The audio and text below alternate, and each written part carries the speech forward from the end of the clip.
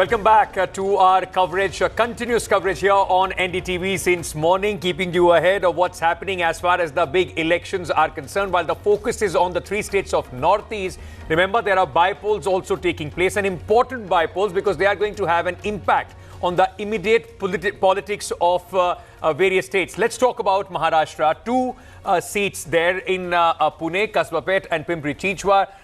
This, in fact, is being fought between the Congress, the Maha Vikas Aghadi, and the Bharatiya Janata Party. It's a direct fight, in fact. Currently, the Congress is leading. The MVA supported candidate, the Congress candidate, is leading in Kasbapet. And at this moment, in fact, it will be a big loss of face for the Bharatiya Janata Party because they were the ones, those who held this seat, and now if it goes to the Congress party, it will be seen as a big booster as far as the MVA is concerned. Meanwhile, a triangular contest at Pimpri-Chinchwad where the BJP, NCP and an independent who was expecting an MVA ticket, in fact, is also fighting. Now it will have, Vishnu, some resonance or some messaging also for the current fight which is going on as far as the Uddhav faction and the Shiv Sena under Eknath Shinde is concerned. Right. Let's quickly go across to our colleague Sohit, who is joining us. Sohit, go ahead.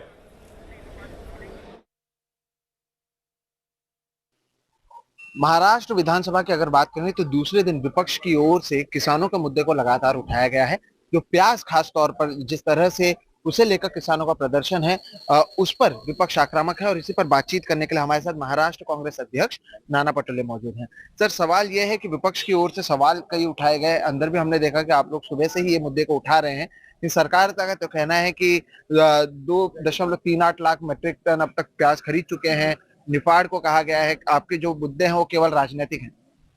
देखो, आप आज पूरे Nashik district में और प्याज के किसान जिस तरह से आंदोलन कर रहे हैं, उस बात को भी सरकार नजरअंदाज कर रही है, तो किसान विरोधी है ये स्पष्ट होता है। उस पर राजनीतिक जामर लगाया जा रहा है, ये गलत है। किसानों के जख्मों पे नमक डालने का पाप बीजेपी की राज्य की सरकार और केंद्र की सरकार कर रही है। कल अमरावती जिले में किसानों के ऊपर लाठीचार्ज किया गया है। जिस नाफेड सेंटर के बाद आज उप मुख्यमंत्री ने कही है, नाफेड के सेंटर नाम मात्र खोले गए हैं और किसानों को उसमें कोई फायदा नहीं हो रहा। तो मूल सब्जेक्ट है कि सरकार ने किसानों की प्याज खरीदी हो या तुवल खरीदी हो या धान खरीदी हो या कपास खरीदी हो, इसकी पॉलिसी सरकार ने बताना चाहिए। किसान भटक रहा है, उसकी फसल खरीदी नहीं जा रही है, और जब किसान वहां पर आता है तो पुलिस की लाठीचार्ज की जाती है। तो पुलिस के ऊपर लाठीचार्ज करवाने की माध्यम से इस तरह की जो नीतियां बनाई जा रही है, ये तो गलत है।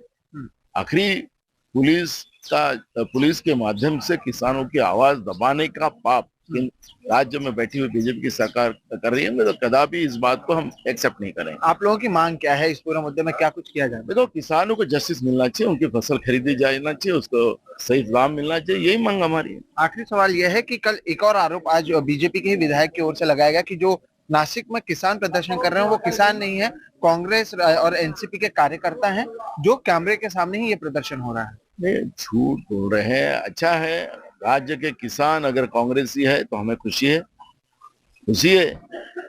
अगर सब राज्य वो कह रहे हो किसान ही नहीं, वो कार्यकर्ता। मेरे राज्य के किसान अगर कांग्रेसी है तो हमें खुशी है।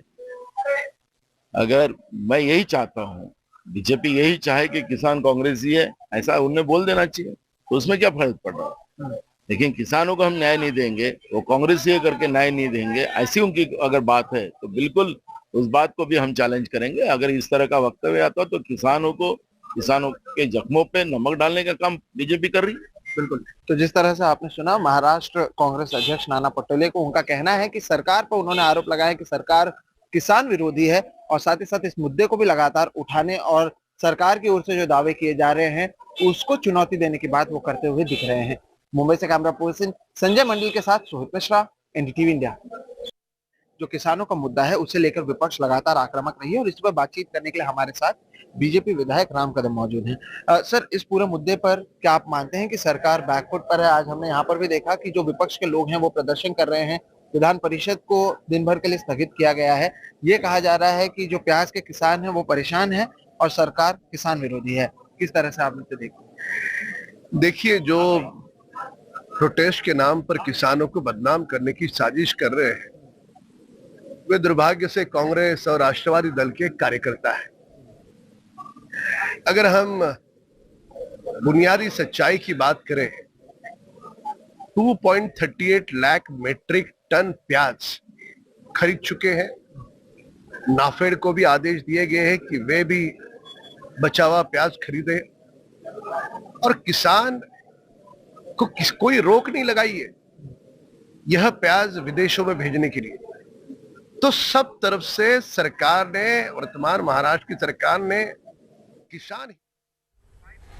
All right, well, we can go across to Sohit, who joins us live at this stage as well. Sohit, so an interesting by-election process over there. Give us a sense of what's of the significance of this constituency and what you've been seeing. Well, Vishnu, first of all, there are elections happening in two seats. One is the Kasba seat and the other is the Pimpri Chinchwad seat. Now, both these seats went into bypoll because the BJP MLAs in this seat are no more, and because of their death, this bypoll is happening. And the big thing is that in one of these the Kasba Pet seat, there is a direct fight between the Congress and the BJP, and BJP is set to lose the Kasba seat. This is a huge blow for the BJP because in the bypoll elections, Ravindra Dhangekar of the Congress is set to win in this seat, and the Kasba Pet seat, BJP has been winning this since 1995. And if you look at the timing, we know that recently how the Mahavikas Aghadi coalition is contesting in this seat, and they are contesting against Shiv Sena, which has been given to Eknath Shinde as well as the BJP. But despite that, this is a seat which the BJP was winning since 1995, but they are set to lose. However, if we speak about the Pimpri Chinchwad seat, it seems like the BJP is going to win in that seat. They are leading, and it seems like they have a comfortable lead and they might win on that seat. But losing in Kasba ahead of the 2024 state assembly elections speaks a lot, because recently the new government was formed and this is the second bypoll election that is happening. The first election, if you remember, was the Andheri East bypoll election, where the BJP as well as at that time the Shinde faction decided they will not contest the election, and Uddhav Thakere's Rutuja Latke won that election. However, in the second bypoll there were two seats. Both seats were with the BJP, but it seems like they are losing one of the seats, and Congress is winning a seat which has been the seat of BJP since 1995. So huge blow for the BJP. Very important to see what happens next. But as of now, it seems like BJP is set to lose. Even their candidate is saying that they have accepted the defeat, but the final results are yet to be out. But this will be a huge blow for both the Eknath Shinde faction as well as the BJP ahead of the 2024 elections. Right, in a way, it will also strengthen the 2024, all the questions that were being asked, whether Shiv Sena, Uddhav faction will go with the MVA for the elections they have. This will, in a way, strengthen that alliance as well. But let's shift our, thank you, Sohit. Let's shift our focus back, in fact, to the big three states at this moment that we are tracking.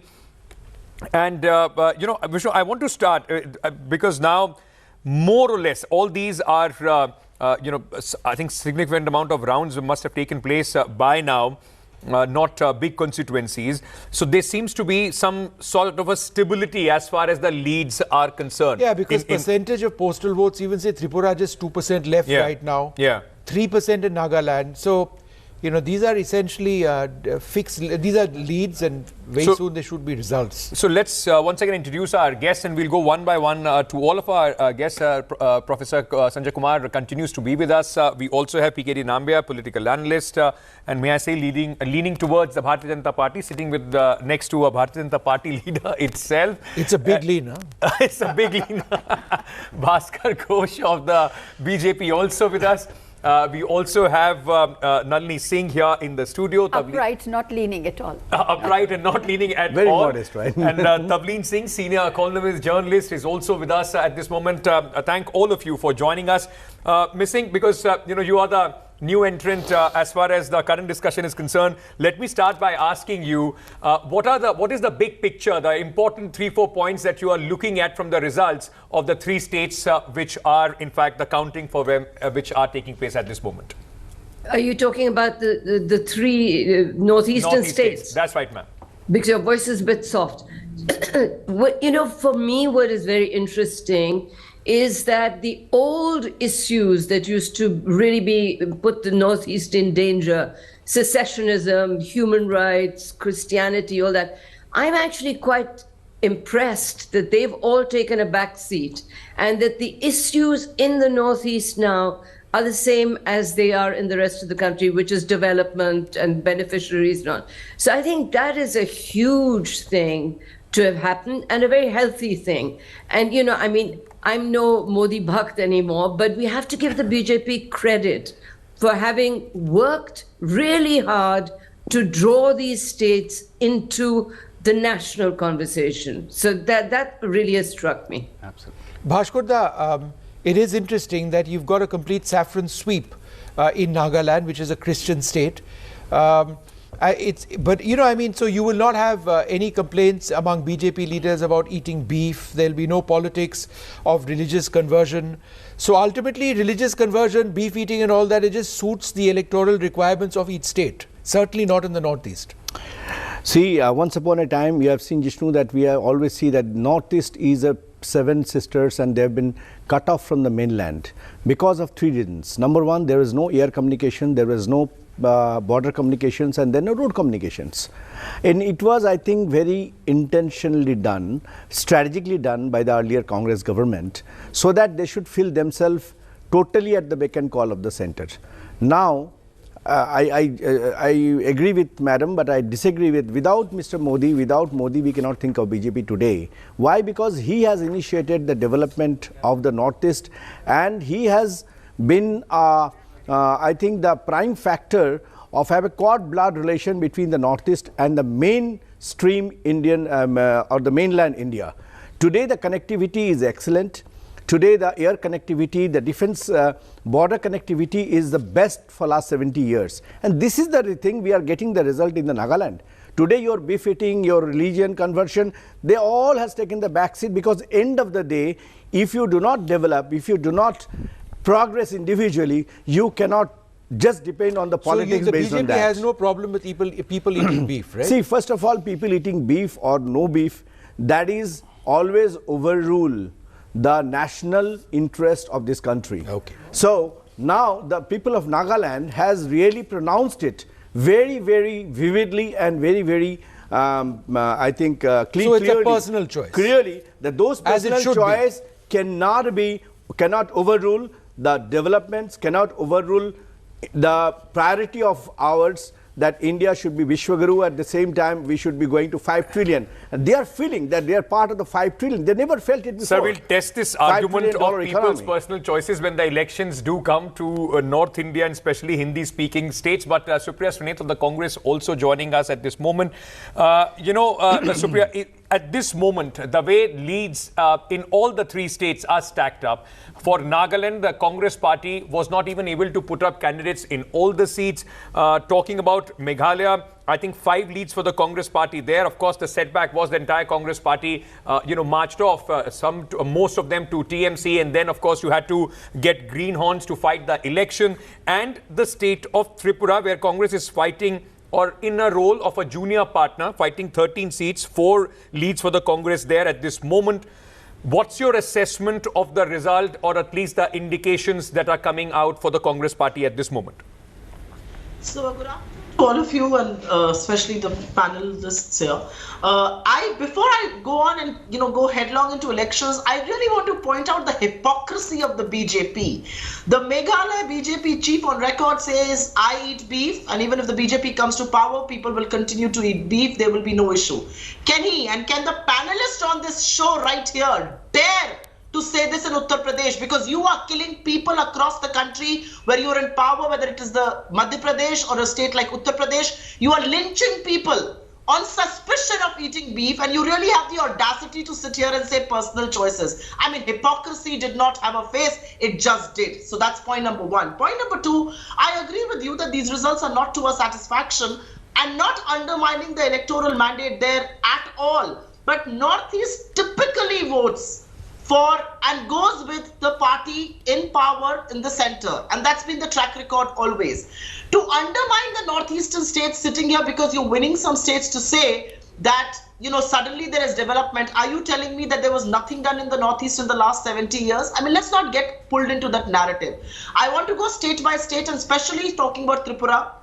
I think the kind of political violence one has seen in Tripura is showing in the results as far as the BJP is concerned. I think they're down about 12 to 15 seats, but that doesn't give me solace. Absolutely, we should have won Tripura, and absolutely we need to go to the electorate with perhaps new energy, new vigor. But that said, the issues that we have raised, Meghalaya, Mr. Nadda goes there and says, we will put to probe charges of corruption.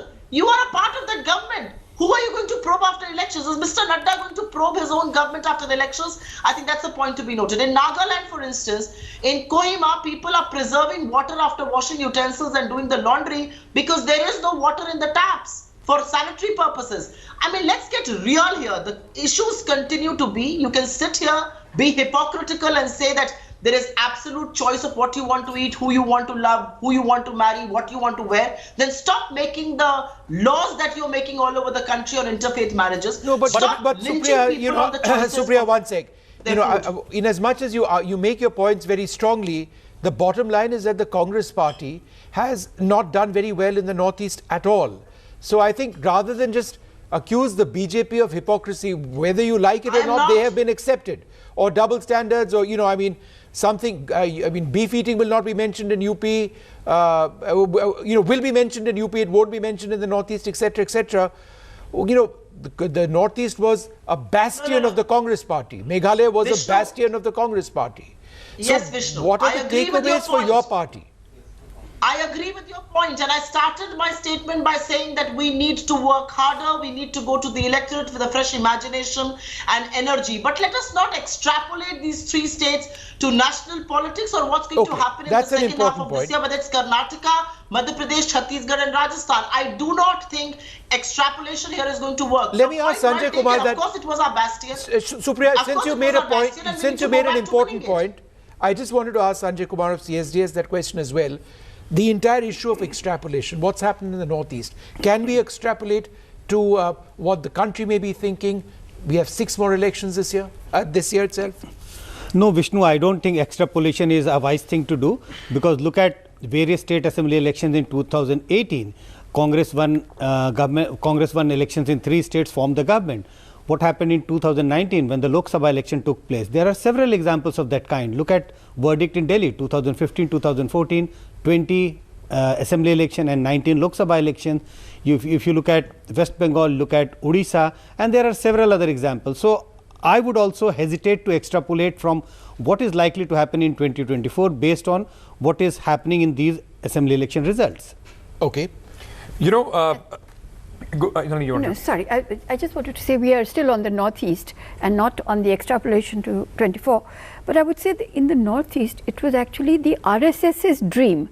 About 85 years ago, they went there, and the cornerstone of, I think, the relationship with Mr. Modi of the RSS, one of the cornerstones is that the BJP will make a grand or an entry, first a small entry, piggybacking, and then a grand entry. And I think the other thing is that what we can take for 24 is that BJP will be extremely strategic, as it has been in these 3 states. It has actually, we've talked about beef, but we also about dynasts, that you know, they keep talking about the Congress dynasty, etc. What is happening in where they will go? But then it also shows, the inability possibly of the opposition to in fact go across and sell these points to the voter who actually are coming out and then voting for them. Like Supriya was pointing out, there are issues, and of course anybody who has covered these elections would tell you that it's not that things have happened, but it's not that it has taken a great leap and bounds. Yeah, but the opposition has not been able to convince the voter that there is an alternate. Ankit, you're absolutely right. The opposition cannot even talk about just now. But I would say there is one question which we could ask. When you look at what's happening in the 3 states, and I was pointing out to you that, you said that there are 2 Christian states and the BJP may be able to form the government or be part of it. There are all these kinds of things. But is the Hindu mobilization peaking?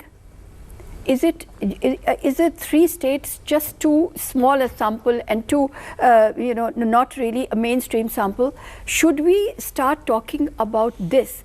We have looked at the the Bengali vote in Tripura. It has not gone to, certainly not gone to TMC. We are looking at Bengali vote in Meghalaya, could have gone to the TMC to an extent. On that point, Professor Kumar, can I draw you in and ask you very quickly, is there some advantage that the BJP in Tripura has been able to get because of a counter polarization of the non-tribal vote, because the pitch from Tripura Motha was so strong that possibly there was a non-tribal vote consolidation which has helped the Bharatiya Janata Party? Once we get the final vote share, we would get to know, but my own sense is that BJP's vote share has gone down by a couple of percentages compared to the past election. Some non-tribal consolidation might have taken place, but I don't rule out the possibility of tribal vote also getting split between Tripura Motha and BJP, because when I traveled to the tribal areas of Tripura, I did get a sense that there is a split in terms of age group. The younger age group of voters were taking name of Tripura Motha, but the elderly were all talking about the rations which has been provided by the BJP government. That seems to have helped BJP. Did you particularly find women talking more of the Bharatiya Janata Party in the tribal areas as well? Because that was even Prime Minister's 2 speeches that I covered there. It was only about youth and women, of how we have come with Ujjwala and so on and so forth. So even if Prime Minister would have talked about women and the youth, but you won't find a huge divide between men and women when it comes to giving credits to Prime Minister or central government with regard to the welfare schemes. I think where the BJP in Tripura has been let down is by its alliance partner, the IPFT. Yes, they didn't contest in very many seats, just 6. But in 2018, they contested in more and they had won 8. This time they are down to just 1. But Vishnu, this alliance of BJP IPFT is not the same which was in 2018. There's a huge split and majority of them has shifted to Tripura Motha. So it's a very small splinter group. It's almost notional. It's very notional alliance. And also the 1 seat that they are winning, Vishnu, is also a friendly fight between the BJP and IPFT. And Ankit, the BJP's own numbers are down at this stage. From last time they're down 4. That's interesting. And PKD, if I can bring you in on this, it's very interesting. The Bharatiya Janata Party, which kept saying that we will be 45 plus, is at this moment at 33, down 11 from what they had in 2018. As Sanjay Kumar is saying, he's expecting a little decrease in their vote share as well. Does this now open the Bharatiya Janata Party within the party? Because whether the BJP admits it or not, this party in Tripura is riddled with factions. Various factions, working against each other. Biplab Dev and then the new chief minister. Will there be now a massive fight that we'll see who becomes the chief minister? Pratima Bhaumik, cabinet minister, is fighting the election, a tribal phase. Would she fancy her chance? See, I think in politics, people should have aspiration. If the leaders do not have the aspirations, and I think there is no organization as far as that is concerned. But then BJP, we are talking about BJP. BJP knows how to manage the internal politics within the party very well. We don't see, like in Congress or in any other party, there is internal rifts, at least in the public. We have never seen, at least in the last couple of years. So I believe, I don't think that we need to be worried about it. Now, but one thing we are not missing in the whole discussion so far. Look at Tripura. The arch rivals for maybe the 70 years, maybe except the UPA time that left parties have supported the Congress. Congress and the CPIM, which have always fought against each other in Tripura till the last election, is now come together. And Tripura Motha is definitely, because it has got a legacy, out of the 17, and 20 or left has maintained its voter base in Tripura. Left from last time around, obviously not the original one, but their performance has that was one of the weakest performance. From there to here, maintaining that, below that, where will you go? So the BJP is not gained as a result of that. see, you have to understand, when a political party which is after 5 years going back to the people, there will be some kind of an anti-incumbency. That's a very, very natural thing to happen, unless and until. But then, if there is something major against the BJP in Tripura, it could have been a different altogether. But Mr. Nambiar, like you point out that they owe such an unlikely announcement, they have been, at loggerheads. And of course, it's been a very violent kind of a history between the left and the Congress. But that's every political party. It's not unique to the left and the Congress. I mean, you formed a government in the state of Jammu and Kashmir with the PDP, the most unlikely of the alliance at that point of time that people would have thought about. Absolutely. But then there is a difference. That's just politics of opportunism or possibly of survival. So I think that this is a very standard comparison which we often hear, that why did you form the government in Jammu and Kashmir with PDP? But that was the need of the hour, because Jammu and Kashmir is not like any other typical Indian states which has got, we know that it is not anymore that state anymore with Article 370 going. It was the need of the hour to give a government. Sir, but the argument can't be that when we do it, it's a need of the hour. When somebody else does it, one point I wanted to make, if you allow me, Ankit, is that one thing we have been talking about throughout the last so many years, that BJP, the minorities in India don't support BJP. If at all, if we give any kind of major importance to this election, one thing is very clear, whether it is Christians or Muslims, they are coming closer to BJP. It is not anymore an untouchable party.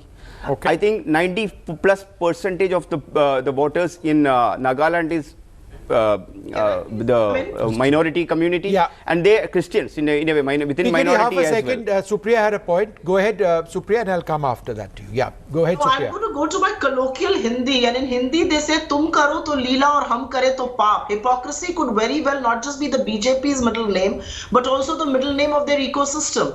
I mean, this was the need of the hour that you went and joined hands with the PDP, and once you're out of power, the PDP becomes the Gupkar gang, quote unquote Gupkar gang.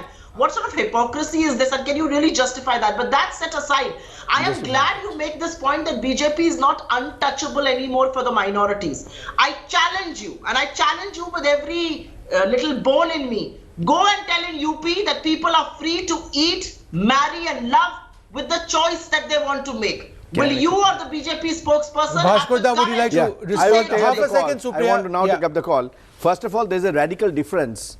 I think our... Congress spokesperson has forgotten. The alliance between the BJP and PDP was based on a common minimum programs, and once it has been violated, we have segregated. But what is happening in Tripura? In Bengal and Kerala, the Congress person have been heavily butchered. I mean, they have been really cut off. They have been really seen the life of death. The way of death in both Kerala and Bengal. And in CPM, opportunistic alliance and common minimum programs alliance is different. These are opportunistic alliance because when they have been killing each other in Kerala and Bengal, they are finding themselves Kerala or Bengal mein kusti aur yahan pe dosti. Again, a colloquial Hindi. So that is what Congress is also doing today. Congress is now the tail ender of this country. What they are trying to say that we will be finding a national front without XYZ. And that's what Congress is doing. Every state they are the tail enders. Right. So they have no right to speak in high volume that what BJP is accepted or not. I just want to move away from... make a small point? Supriya, half a second. Very small point. So I'll come back to you. I just want to go back to Tavleen, who's been waiting very patiently. Tavleen, on your points on what I would suggest is even the larger story than the elections in the Northeast. It's what the Supreme Court has actually ruled. The Chief Election Commissioner, the election commissioners of this country, they need to be selected by the leader of the opposition, the Prime Minister and the Chief Justice of India. There have been extremely strong statements on the need to protect democracy in our country by the Supreme Court Constitution bench. How important is that judgment? I think it's very important because I think that the credibility of the Election Commission has come into question a great deal, particularly by the Congress party, who believes that, there's all sorts of things going wrong, and that the election commission is controlled by the BJP, by the thing.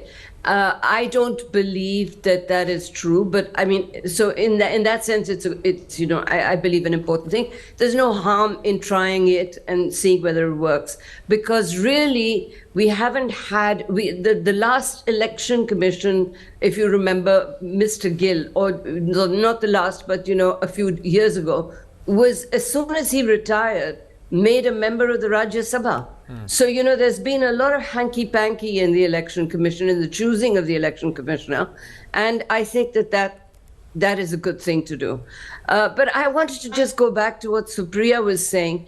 Supriya, this is politics, and you have made the most, shameless alliances to win a state. So when you point a finger, particularly at Kashmir, where there was a genuine attempt to try and bring peace in Kashmir, and if Mufti had not died, it's possible that story would have taken another turn. So I think we need to be careful. You are with the CPM, and you're talking about hypocrisy of the BJP.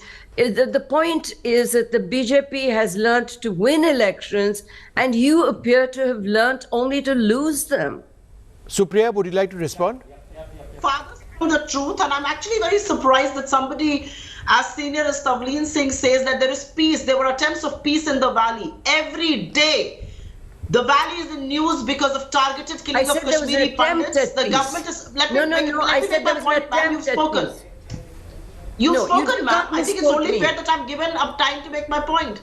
I'm sorry, I did not say there was peace. I said there was an attempt at peace. Offer me the courtesy, please. Thank you, ma'am. Go ahead, Supriya, yes. Whatever you may have said, an attempt to make peace, and that attempt has resulted in targeted killing of Kashmiri Pandits every day, and the chosen elected government here in the center looks the other way. They don't even want to meet the Kashmiri Pandit delegates. They're so busy promoting one movie, and nobody is calling out the sham and hypocrisy. And I'm sorry to say, it's very fashionable for all of us to sit here and say the BJP is on a winning spree. Nobody is pointing out the ideological compromises that the BJP is willing to make in state after state. Nobody is willing to talk about the horse trading, the blatant horse trading that the BJP is trying to do. Nobody is talking about the agencies that the BJP uses to topple democratically elected government. So don't sit here and lecture me on why we are losing and why I am not lecturing you.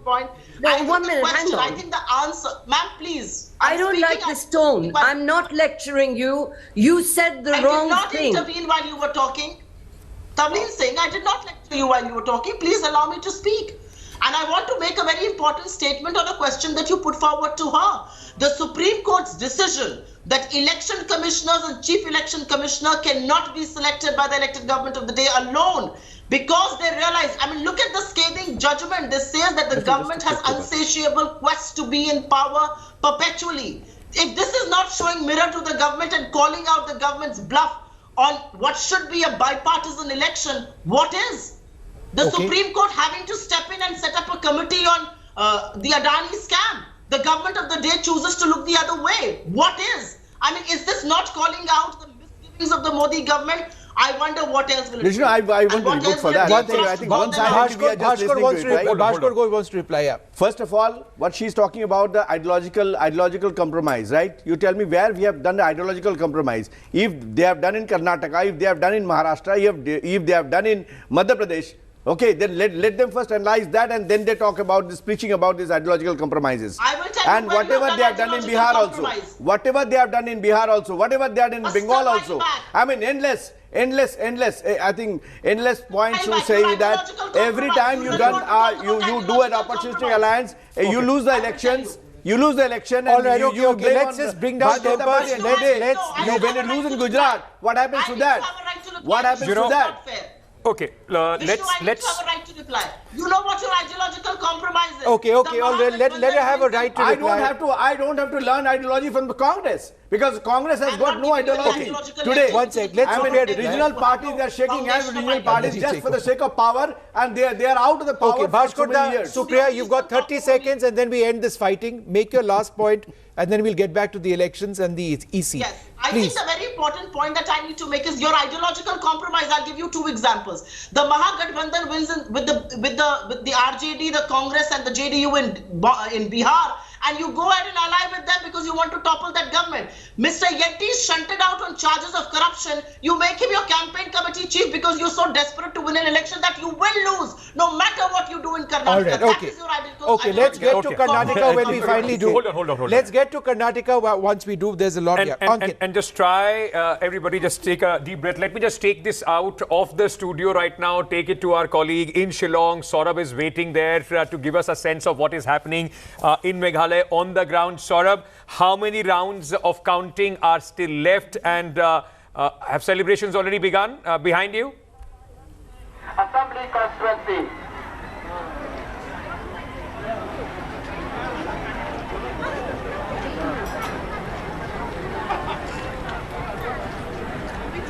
All right, I don't think we've got the line with Saurabh just well, you know, yet. at this point, it seems like that the NPP, which of course was the ruling party, the earlier government, seems to be in for performance in the Garo Hills, which is its bastion. So in that context, what many are now saying that Meghalaya will perhaps see a repeat of what we saw earlier in the earlier election, that there will be a hung assembly, but then the two partners, as far as BJP and NPP are confirmed, they've already had a meeting in the sense with all, you know, with the NPP doing pretty well in the Garo Hills, which means its bastion is doing well, and then of course the BJP, as of now the numbers seem to suggest that they also are seeing a push in their terms of seats. So if these two parties can get past the majority mark, then obviously it is quite clear that they will come together. But there is of course this also outside chance that they may need a third partner, and then in that case who will it be? Will it be the UDP, who was a partner in the earlier government? Those consultations are already on in different parties. Different leaders are already weighing, you know, what seems to be the hints right now. In fact, what we're hearing in these announcements are the leads after 2 or 3 rounds of counting. So that, of course, will give you an indicator which way or which seats at least will have, you know, the NPP and BJP and others who are seemingly doing well, you know, win. Because only when the wins are announced, they will know exactly how and how many they need. So those are the, you know, parlays that will happen in an hour. Sanjay Kumar, I just wanted to understand a little bit more about the UDP. We haven't spoken enough about the UDP in the context of Meghalaya. Yes, the NPP, 25 results at this stage, leads and results, more like, you know, we are heading towards results. It will be officially declared in a couple of hours. But 25 plus the UDP 8, they're clearly on top. Yes, all of these parties, you know, work together in their election campaigns. But is the UDP and the NPP, are they natural allies in a sense? Very difficult to say whether they are a natural alliance or not. But as I mentioned earlier also, when it comes to power sharing, I think parties are ready to make a lot of compromises.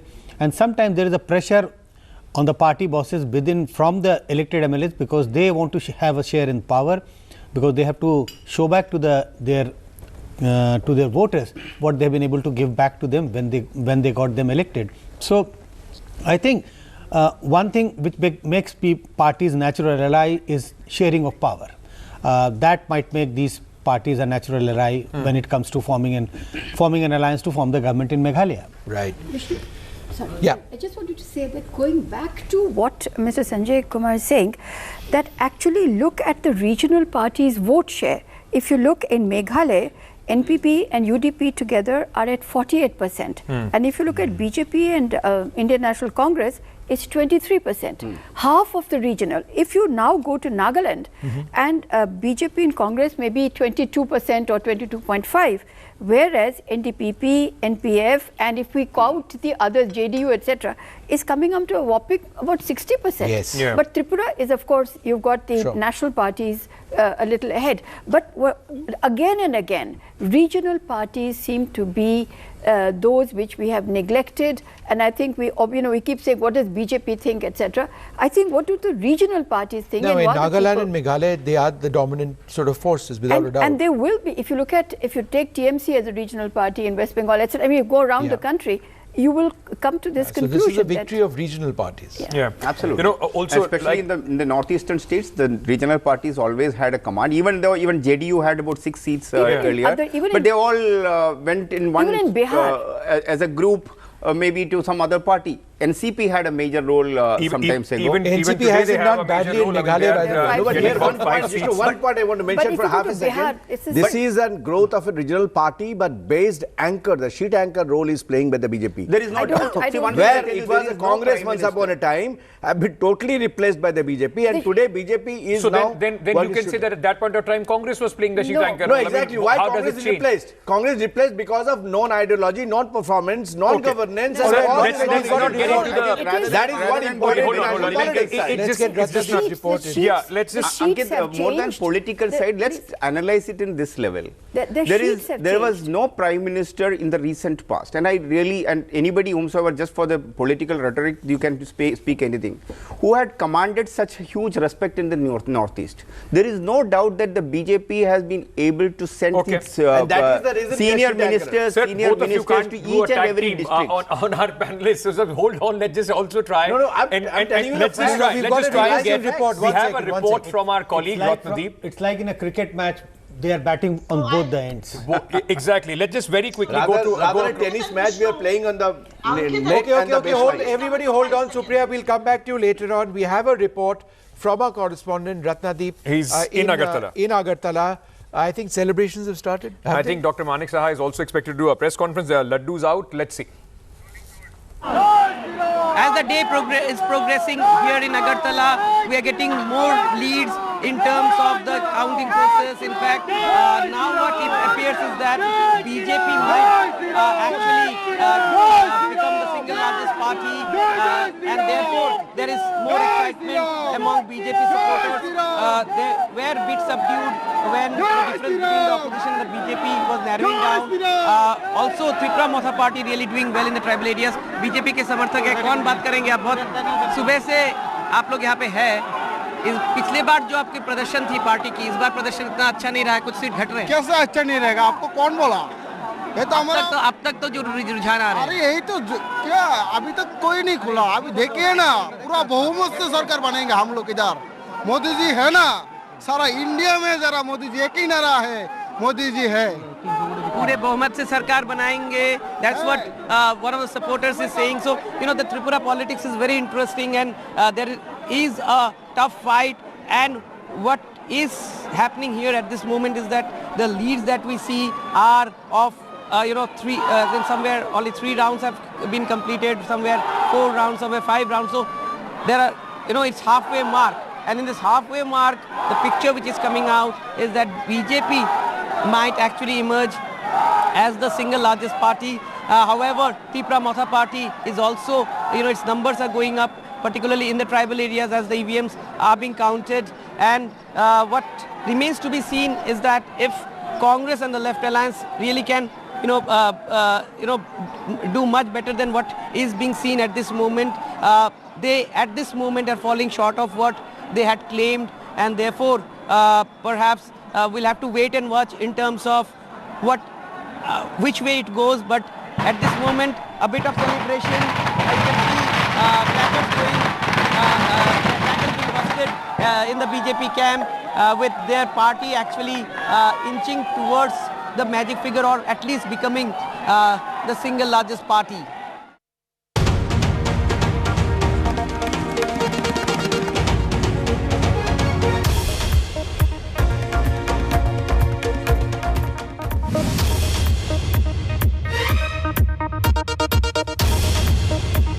Well, good afternoon and welcome in case you've just joined us, but I suspect you've been watching us all through the morning because there's been so much which has been happening in terms of the elections in the Northeast, but also important developments in the Supreme Court of India. But let's take a look at what's happening in Tripura, in Nagaland and in Meghalaya. It's essentially leads now translating into results, and these get officially declared by the Election Commission of India, which has been in the news for other reasons in a couple of hours from now.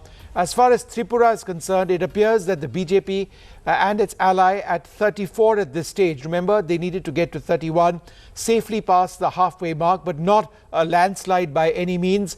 But Nagaland, in the context of, again, 31 being the magic mark, the BJP and its ally, the NDTV, which is actually the senior partner in this relationship, they have quite clearly been able to form or will be able to form the government. I think in terms of numbers and alliances and a hung assembly, it's Meghalaya which is interesting. Ankit. That's true. But largely the picture in all three states very, very clear. The NDA or the NDTV plus BJP alliance winning Nagaland convincingly. The important thing, or at least the smaller headline in Nagaland would be, we'll have to wait and see whether there is any opposition as far as the assembly is concerned.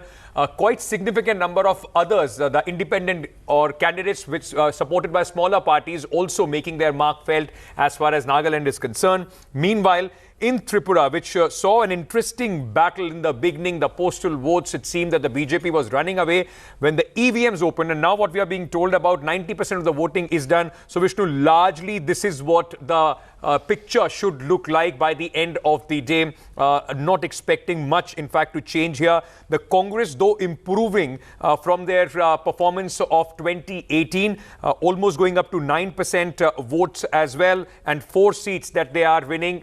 Remember, in 2018 elections, they did not win a single seat. They were able to win a seat in the by-polls in Tripura. Congress at 4. The left, it seems, has shed a lot of votes, and it could be at the cost of Tripura Motha in the tribal areas as well. But the X factor, Pradyut Dev Burman, though he has made a very impressive debut, leading at almost 10 seats right now, but all those dreams and possibilities of him playing the kingmaker may have to take a backseat. BJP seems to be, in fact, at this moment on their own forming the government. We are also expecting a press conference of the incumbent Chief Minister of Manik Saha in just a short while from now. Meanwhile, like you were talking about Meghalaya, now the cards are in the hands of Conrad Sangma. His party, a clear leader as far as the results are concerned. In fact, Meghalaya 25, in fact, is what the NPP at this moment is leading on. They have improved their tally of last time by 2. Meanwhile, the UDP is on 9. They have also gone ahead and improved their tally. The Bharatiya Janata Party has improved its tally, up 3. They had 2 seats last time. They are at 5. The TMC, which was hoping to make a big dent, unfortunately for them, it's a debut, but nothing significant to take home. Well, you know, there are interesting, Ankit, permutations and combinations that one can look at, since no political party has really ruled out working with others, you know, I mean, it's, in terms of the opposition. Now, in Meghalaya, the Congress at 4, the Trinamool at 5, the NPP at 25. You know, hypothetically, they could, if they wanted to, get ahead of the BJP and come to power. But I think given the fact that we've seen Conrad Sangma meet Himanta Biswa Sarma, the senior leader of the BJP in the Northeast, the person instrumental in getting NEDA, that's the affiliated body of various political forces linked to the BJP, up and running in the Northeast. The fact that that meeting has taken place, the fact that there has been this historical association between parties in the Northeast and the centre, it does appear that the BJP would in one way, shape or form come to power in Meghalaya, but very certainly as the minority partner in that alliance. But you know, and let me take that to Mr. Bhaskar Bose, who's joining us. Bhaskar Bose, you know, 25 plus 9, the NPP with UDP is over the majority mark. They don't need the BJP in that sense to help them form the government. You know, if there is a possibility, it's still a possibility, in Meghalaya could see a BJP-less government. See, in Meghalaya, there could be a lot of possibilities, but you had a very bitter campaign. That's what I'm saying. You had a very bitter campaign. Your entire top leadership came and attacked the same government that they were part of. But you never know. One very sentiment is playing this day is double engine ka sarkar. So they may, like the other 7 sisters or 7 states of the Northeast, they may join hands with BJP. I'm talking about the possibility. So BJP will have to join hands. They don't need to join hands with the BJP right now. See, we are the center. We're talking about the central forces or the centric forces. They will have to join hands. So they may decide that they should be part of the entire developments and for the benefit of the state, they may join hands. So, but this is a very early stage to talk about. But what I'm talking about is most important. That once upon a time BJP was almost no presence in the Northeast, and today BJP is functioning as a shit anchor in the Northeast. Okay. In most of the Northeast, all the Northeast, Assam, Tripura, Meghalaya, Nagaland, we are felt our presence. So this is a success story of Modi ji, Arunachal also. Modi ji and Amit Shah ji and JP Nadda ji. JP Nadda ji taking care of the entire Sangathan. Modi ji, Amit Shah ji is taking the forefront. And this combination is now converting into reality. That's a very important, that once upon a time this Northeast was totally detached from the mainland, and now Northeast is an integral part of the mainland, and they are responding that in spite of the hypocritic or in spite of these, Supriya wanted that's what, in spite of the Congress, is talking about all these issues. Right. The mandate of people has now shows that who is leading. Okay, Bhaskar Da, you won the elections. Half a second, Supriya, go ahead. I think the elections that we're not talking about are the bypolls. I mean, Kaspa Pelik, the BJP held that seat for 30 long years in Maharashtra. We've broken your bastion and how? And we won that seat from you. We won the seat of a by-election in West Bengal. And while, yes, the winner takes it all, in Nagaland we've been able to open our tally after 10 years. So don't take away from what we have been able to achieve. You should, in fact, be worried about the message that some parts of the country is also trying to send you. You have done all it takes to actually undermine democracy in Maharashtra. Look at what people are telling you. Kaspa Pet, you've should we talk about 180 seats or we should talk about 1 seat over there? Worry about those fronts as well. She did not interfere when Worry you were about talking. those fronts as well. Being arrogant and laughing at me rapturously is not going to help you. I'm just pointing out the fault lines that exist. I'm not laughing. The whole country, Janata is laughing at you. Let her complete. Let her complete. You can be arrogant, Mr. Ghosh. You can be boisterous with me. You can laugh aloud. For all I care. But the fact that you did what you did in Maharashtra, please don't go by my laugh. See, my laugh is a replica of the laugh of the country. Every corner of the country, people are laughing at you. Let's not make it into this kind of an affair. Let her complete. No, you were speaking. You made your point. So I will come to you. Then you can respond. Please, Supriya, complete your point. You can sit there in the studio and try and talk over me. I'm asking you some questions. Maybe you should have the courtesy to answer those questions for me. You can be boisterous, you can be arrogant, for all I care. It's going to serve you very well. Let's go see the way forward. Let Maharashtra happen. Let Karnataka happen. Let Madhya Pradesh, Chhattisgarh, Rajasthan happen. You will not know where to hide. And I say that with all the responsibility bestowed. And what has happened in Gujarat? You lost a seat after 30 years. What has happened in Karnataka? Let's talk about today. You have nothing to say on that. In Karnataka, Mr. Ghosh, you shunted out a Chief Minister B.S. Yadurappa on charges of corruption. You make him the campaign committee chief. Is that your morality? Is that your political impulse? Okay, we'll talk about Karnataka. We'll talk about Karnataka in a couple of months when there are elections in Karnataka. Today the election is in the northeast states, and at this moment it looks like for the Congress party the results are not quite as per their expectations, and the BJP at the end of the day will in fact take this message across, Vishnu, to other states as well. It's a long road to 2024, 6 more states. They will take this message like, Bhasar Ghosh was saying, Prime Minister, the tallest leader, so on and so forth. It does give BJP that impetus to begin with. Absolutely. So hung assembly in Meghalaya, but I think the BJP very easily likely to come to power along with Conrad Sangma. Conrad Sangma, big leader now in Meghalaya, has been. And I think this is, we need to be speaking more about the regional parties. As far as the NPP, his party in Meghalaya is concerned, it is a big win. They are up 4 from last time. And I think he's going to have a very major say, certainly in Meghalaya going forward. He actually has choices on the alliance partner, but there's no buzz of it being anybody but the BJP. So we'll stick with that for the moment. I know Nalini wants to make a point, but I'm afraid for now we're completely out of time. It appears so far that it is likely to be 3-0 for the BJP in the Northeast.